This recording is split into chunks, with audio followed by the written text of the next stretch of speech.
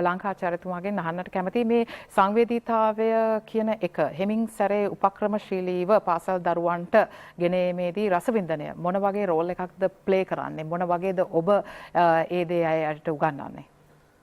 ඇත්තටම මම මේ අදහස් දැක්වීමට කලින් ස්තුතිවන්ත වෙනවා. මම වැනි කුඩා මිනිසෙක් මේ දැවැන්ත කලාකරුවන් අතරට අද දින රූපවාහිනියට කැඳවාගෙන යාම සම්බන්ධයෙන් විශේෂයෙන් මේ ලංකාවේ ප්‍රමුඛ ජාතික පාසලක් වන ආනන්ද විද්‍යාලය තුල උගන්වන ආචාර්යවරයෙක් හැටියට දැනට ජාතික පාසල් 3කත් ඉතාම දුෂ්කර නුවරඑළිය ප්‍රදේශයේ පටන් අරගෙන පාසල් ගණනාවක දරුවන්ට අධ්‍යාපනය දීලා මට සෑහෙන අත්දැකීම් සම්භාරයක් තියෙනවා.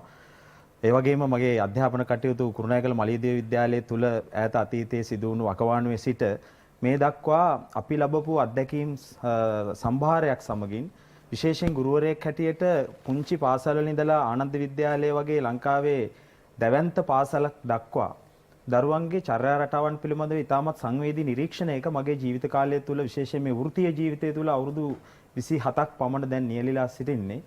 මම හිතනවා අද මම ආනන්ද විද්‍යාලය තුල මේ වෘත්තීය ජීවිතය ඉතාමත් උච්ච අවස්ථාවක මේ අත්දැකීම් පැත්තෙන් සිටිනවා කියලා.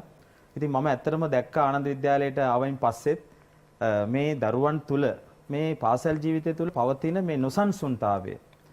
ඉතින් ඇත්තටම මේ තාම දක්ෂ දරුවන් එකට එක්රක් වුණු ස්ථානයක් ආනන්ද විද්‍යාලය කියලා කියන්නේ.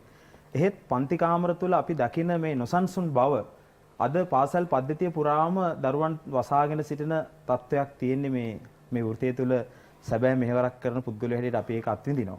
ඉතින් මම විශ්වාස කරනවා මේ විශ්වවිද්‍යාලයක් තුළ හෝ එතනින් එහා ගිය සමහර විට මේ උසස් අධ්‍යාපන ආයතන දක්වා අපේ දරුවෝ යනකොට අපේ මේ මහාචාර්යවරුන්ට ආචාර්යවරුන්ටත් යම් යම් නිර්මාණ හෝ වැඩමුළු හෝ සාර්ථකව කරන්න පුළුවන් වෙන්නේ පාසල් ජීවිතය තුළ පාසල් අධ්‍යාපනය තුළ මේ දරුවන්ගේ මේ වගේ රසවින්දන හැකියාවන් ප්‍රවර්ධනය වෙලා තිබුණොත් කියලා.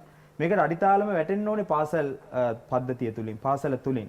ඉතින් මම ආනන්ද විද්‍යාලයට ආවයින් පස්සේ කල්පනා කළා මේ දරුවන් තුළ පවතින මේ නොසන්සුන් බව අද උපක්‍රමශීලීව තමයි පාලනය කරන්න ඕනේ. එදා වගේ ඍජුව දරුවන්ට අවවාද අනුශාසනා දීලා දඬුවම් දීලා අද අපිට මේ தত্ত্বය ළඟා කරගන්න බෑ. අපි නීතිමය රාමුව තුළටත් ගුරුවරයා කොටු කරලා ඉවරයි මේ වෙන විට.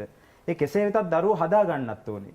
දරුවෝ පන්ති කාමරය තුළ හීලෑ කරගන්නත් ඕනේ. ඉතින් මම හිතුවා ඒකට විකල්ප ක්‍රියාමාර්ගයක් හැටියට ආනන්ද විද්‍යාලයේ විදුහල්පතිතුමාගේ ආශිර්වාදයෙන් රසවින්දන වැඩසටහනක් මම නිර්මාණය කළා. ලංකාවේ ප්‍රවීණ මාධ්‍යවේදීන් යොදාගෙන ඒ වගේම ඉතාමත් ප්‍රවීණ විද්වතුන් යොදාගෙන ආනන්ද විද්‍යාලයේ කුලරත්න ශාලාවට ගෙනල්ලා අපේ දරුවෝ මේ ශ්‍රේණි වශයෙන් මේ වැඩසටහනට සම්බන්ධ කළා. ඉතින් ඒ හරහා මම නැවත අත්විඳා මොන වගේ විපර්යාසයක් දරුවන් තුළ සිදු වුණාද කියලා අපි කෙටි කාලීන ෆීඩ්බැක් එහෙමත් නැත්නම් මේ ප්‍රතිචාර ලබාගෙන තියෙනවා මව්පියන්ගෙන්.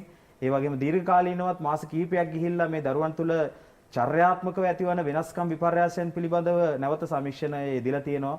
ඊටාම සංවේදී විදිහට අත් වශයෙන්ම දරුවන් මොන විදිහේ පැත්තකට යොමු වුණත් සංගීතය කලාව පැත්තෙන් තාමත් හදවත තුල කම්පණය තියෙන්නේ එදා වගේම අදත් උසස් නිර්මාණ තුලයි කියන එක මම අත්විඳිනවා. මේ රසවින්දන වැඩසටහන් වලට අපි ගන්න සමහර නිර්මාණ වලට දරුවන් දක්වන සංවේදීතාවය දිහා බැලුවම